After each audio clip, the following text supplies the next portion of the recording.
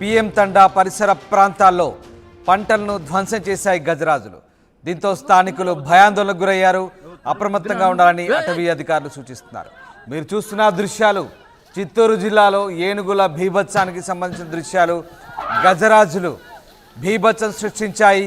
పంట పొలాల్లోకి దూరి పంట పొలాలను సర్వనాశనం చేశాయి. అంతేకాదు అక్కడ ఉన్నటువంటి ఓ వ్యక్తిపై కూడా దాడి చేశాయి. పీఎం తండాలో ఒకరు మృతి చెందారు.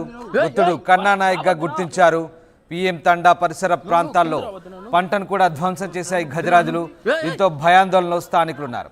అప్రమత్తంగా ఉండాలని అటవీ అధికారులు సూచించారు. చిత్తూరు బోర్డర్స్లో తరచుగా ఏనుగుల బీభత్సం కొనసాగుతూ ఉంటుంది.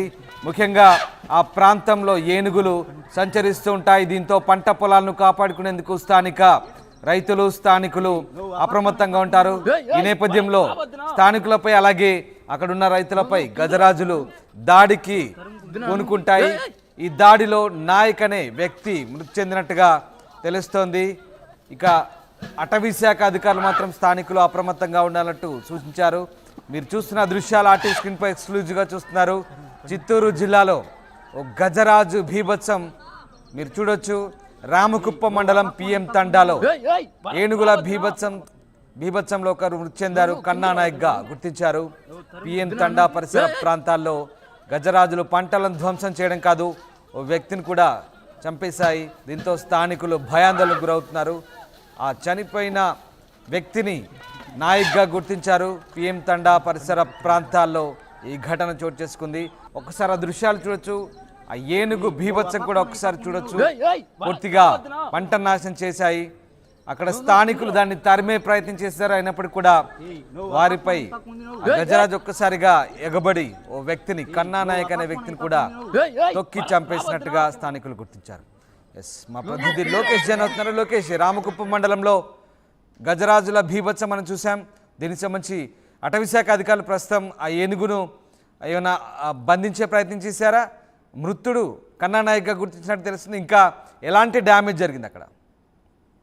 రామదాస్, తరచూ చిత్తూరు జిల్లాలో ఈ ఏనుగుల దాడులు అనేవి రైతులకి కంటిపైన పునుకు లేకుండా చేయడమే కాదు, రైతుల ప్రాణాలకి కూడా భద్రత లేకుండా ఉండేటువంటి పరిస్థితి ఉంటుంది.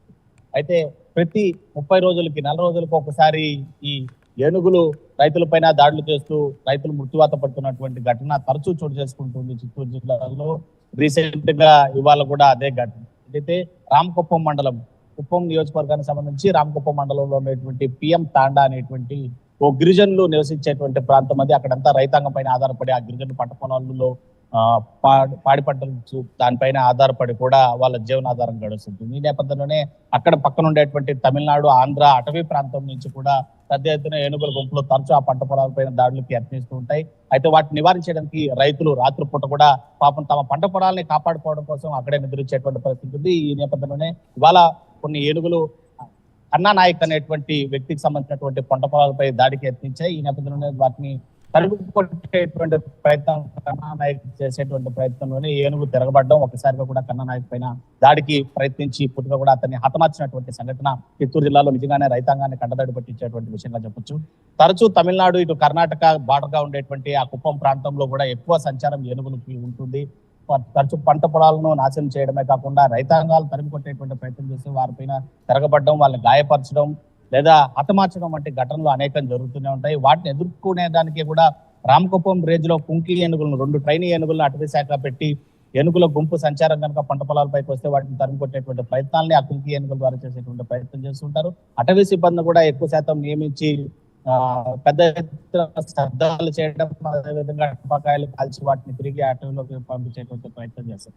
రీసెంట్ గా చిత్తూరు జిల్లా అదేవిధంగా తమిళనాడు సరిహద్దు ప్రాంతంలోని అటవీ ప్రాంతంలో ఏనుగుల యొక్క గణాంకాలను కూడా అటవీ శాఖ తీసుకునేటువంటి ప్రయత్నాన్ని 3 రోజులు చేపట్టినటువంటి పరిస్థితి. పెద్ద సంఖ్యలో ఏనుగులు అక్కడ ఉండేటువంటి నీటి ఆధారాలు, ఆహార ఆధారాలు లేకుండా పోతూ అటవీలో పంట పొలాలపైన తప్పు దాడి చేస్తున్నట్టు కూడా చెప్తున్నప్పటికీ కూడా ఎలక్ట్రికల్ షార్ట్ సర్క్యూట్ లైన్లను ఏర్పాటు చేసినప్పటికీ వాటిని ఢీకొన్న ఏనుగులు మృత్యువాత పడినటువంటి సంఘటనలు ఉన్నాయి. ఇటు వన్యప్రాణులను ఏనుగులు రక్షించేటువంటి ప్రయత్నంలో ఏనుగులు మృతి చెందుతున్నాయి. రైతాంగానికి రక్షణ కల్పించేటువంటి పరిస్థితుల్లో రైతులు మృతి చెందుతున్నటువంటి పరిస్థితి. ఎలా దీన్ని అరికట్టాలి అనేటువంటి పరిస్థితిని అయితే అటవీ శాఖ నిజంగానే దీన్ని కలబారంగా మారిందని చెప్పొచ్చు.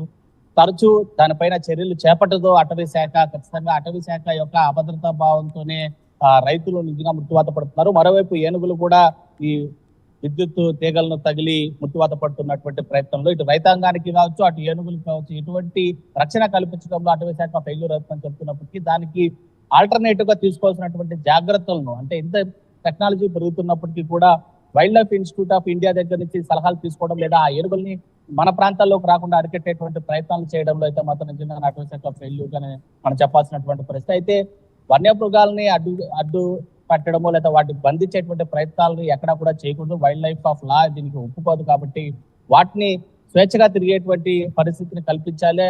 అండ్ అదే రీతిలోనే వాటి రక్షణ కూడా కల్పించాల్సినటువంటి బాధ్యత అటవీ శాఖ పైన ఉంటుంది. మరోవైపు ప్రభుత్వ రంగ సంస్థల పైన ఇటు రైతాంగాన్ని, పంట పొలాలను రక్షించాల్సినటువంటి బాధ్యత అయితే ఉంటుంది.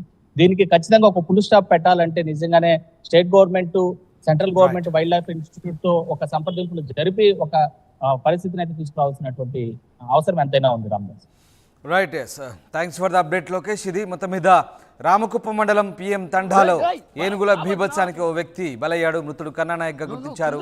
పిఎం తండాలో పరిసర ప్రాంతాల్లో పంటను కూడా గజరాజులు ధ్వంసం చేశాయి. దీంతో స్థానికులు భయాందోళనకు గురయ్యారు. అయితే అటవీ శాఖ అధికారులు అప్రమత్తంగా ఉండాలని సూచించారు. దీనికి సంబంధించి శాశ్వత పరిష్కారం కోసం కూడా ఆలోచిస్తున్నట్టుగా అటవీ శాఖ అధికారులు చెప్తున్నారు.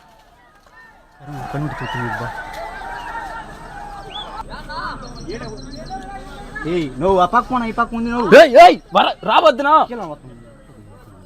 నువ్వు కింద రావద్దునా, నువ్వు తరుము